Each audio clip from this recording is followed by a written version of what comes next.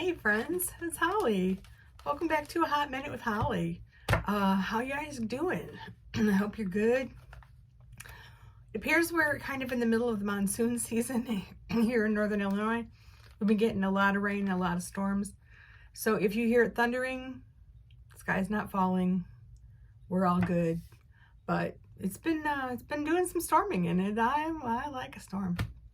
So today we're going to talk about one pattern with two fabric choices and the difference that just changing up the fabric can make. Also the difference between using like a pre-cut as opposed to cutting your own if you're me. Because I spit it out. Cutting accurately is a challenge for me. I mean, like super accurately. I try to be slow. But there are going to be some wonky pieces in there, and you practice, right? You got to practice. So anyway, the pattern we're using is called Mini Brick Road, and I'll put all the info in the description box. This little pattern, I did this first one a couple months ago, and now all of a sudden this little pattern is just popping up all over the YouTubes. So somebody else discovered how cool this pattern is. The first one I made with a charm pack. Oops, it lost its belt. Different companies call them different things. I'm not sure if charm pack is like copyrighted or I'm not, but anyway, this one actually says it's a charm pack. So, and that means that they are 5-inch squares and they're cut by a machine so that they're really accurately cut. This one is called Quotation, I believe, yes, by Zen Chic, and it's all these really kind of funky modern bright colors with, where is it? There it is. With the possibility of a dandelion. So, it had to happen. So, it also, as you will notice, has quite a lot of yellow, which I'm considering to be progress in my quest to embrace yellow, to see the positives of yellow. I apologize for all the glare in my glasses. I'm trying to find a spot, but unfortunately, without the glasses, I can't really see what's going on. So we're just gonna have to do glare. Okay, so anyway, this is my first table runner out of the Quotation and the charm packs. I'm gonna insert a video here of what it looks like on my dining room table, or a picture, I'm not sure which yet, but here will be demonstration of what it looks like on my dining room table.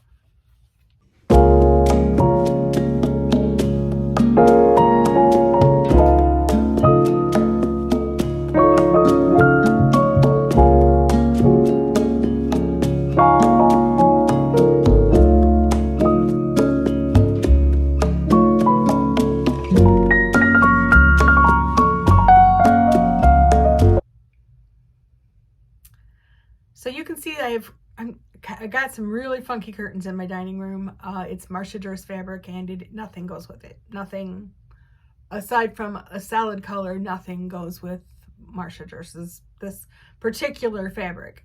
So I just throw whatever I want on that table, whatever makes me happy, and it's okay if it doesn't match. So anyway, I feel like a hand sewn bound edge is my personal choice, my favorite choice. I think it just looks crisp and clean, and even though it takes like 3 hours to hand stitch all the way around this thing, that's what I chose to do with this particular one. So this is the Quotation by Zen Chic, and then if you remember last week, we had the Black Cat Caper, and this is how the same pattern turned out with that fabric. Now, I did not use, obviously, a charm pack, so I had to cut them into 5-inch squares, and then again as the pattern suggested. And yeah, you know what? Yeah, this one is not as good. It's not as good as the other one, but it's not bad. So, you know, in riding by on a horse, like, really, who's gonna notice? So this one, I machine stitched the binding onto, and I don't love. I am just not accurate enough to get that line that shows on the top side to be what I really want. So it's back to hand sewing for me, but I gave it a shot. So I'm going to insert a picture or some video here of what the Halloween fall look like on my table. I did not have any of my fall decor up yet, so I kind of improvised with something funky in there. So anyway, and this is what it looks like on my table.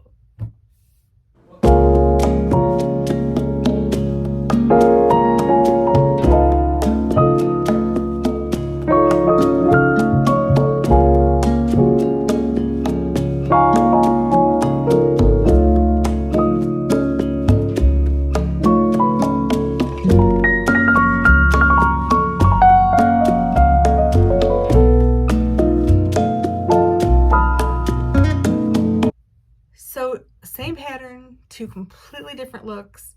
You could do Christmas, you could do, I mean, honestly, you could do anything. And when you make one of these, it's fun. It's a fun pattern to make. I wanted to go out and buy all the charm packs so that I could just make a whole bunch of these. But anyway, quickly before we get into the stash enrichment portion of our program, I just wanted to quickly show you. Last week we talked about how my daughter came over with her boyfriend and we flour pounded, and she didn't know it at the time, but I was planning to use whatever came out of that flour pounding to wrap her birthday presents. Her birthday is next week. So this is one of her little presents with that. This is the one Jake did. And it was just the right size. And I have a few of these little pearl headed pins, and I just stick these little pins in instead of tape. After it's tied, you don't need it as much, and then this was the one that she did. And bet you can't guess what's in that box. But so anyway, that's what I did with the flour pounded fabric. So on to the fabric stash enrichment portion of the hot minute. That's now probably 15 minutes. So hey, let's look at some fabric. New to the stash. I got an email this week from the Intrepid thread. Those emails are just such effective little marketing tools. There are certain places, and the Intrepid thread is one of them, that if they send me having a sale email, I am on it. Let me first quickly apologize for the color of my nail polish. It seemed like a really good idea at the time. Since then, maybe not so much. But anyway, so this particular bunch is from the Ruby Star Society. They always have awesome selvages, and this particular collection is called Pearl. And then if this one's kind of cut off, maybe there's a good one down here.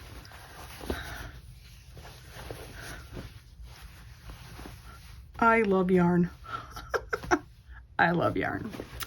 Since I started quilting, it's been a little bit more about fabric than yarn, but yeah, I do love some yarn. So anyway, this is the 4 pieces I got. I got a yard of each one of them. This one's upside down. And they're all themed in knitting or crocheting kind of, so cute. I think maybe it's knitting.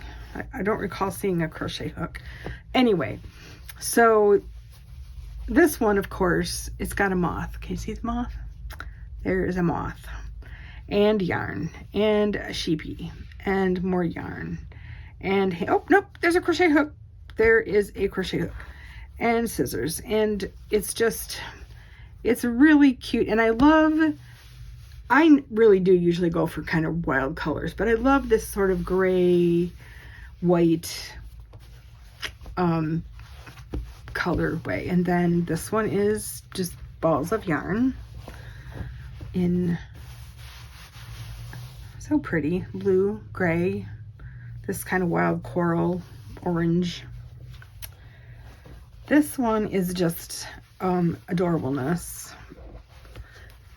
It, again, with the moth. Let's see if we can get it better. So we've got a moth, we've got a knit, we've got this little bun holding flowers saying happy day. There is, it's either a llama or an alpaca. Let's go with alpaca. Then there's a little bun up here that says made by me. It's just, oh, and a toadstool. It's just sweet, just sweet and cute. Made me happy. And then, you know what? I almost didn't get this one. I gotta say, I fell for this one's selvage is just nifty. I don't normally really love metallics, but I wanted something with a little bit more punch in case I was thinking about doing a knitting bag, the obvious choice. And I just wanted something that had a little bit more something going on. So here's all these birds with these long feather tails, and it has absolutely nothing whatsoever to do with knitting that I am, or purling or crocheting, or that I know of, but it's still pretty, and it goes with the collection. It's just very, very pretty. So Ruby Star Society by Sarah Watts, Pearl. That's it for this week's stash enrichment.